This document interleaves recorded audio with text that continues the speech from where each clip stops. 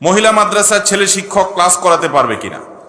যদি মাদ্রাসা মহিলা হয়, মেয়েদের মাদ্রাসা হয়, তাহলে মেয়েদের মাদ্রাসায় মেয়েরাই শিক্ষকতা করবে, এটাই হওয়া উচিত। যদি পুরুষরা শিক্ষকতা করতে হয় তাহলে অনেক শর্ত শারায়েত মেনে করতে হবে। সেই শর্তগুলোর 1 নম্বর হলো শরীয়তের পর্দার বিধানকে অক্ষরে অক্ষরে মানতে হবে। যেমন পর্দার আড়ালে থেকে পড়াবে এবং কোন রকমের ফিতনা যাতে না হয় সেজন্য সকল ব্যবস্থা গ্রহণ করবে।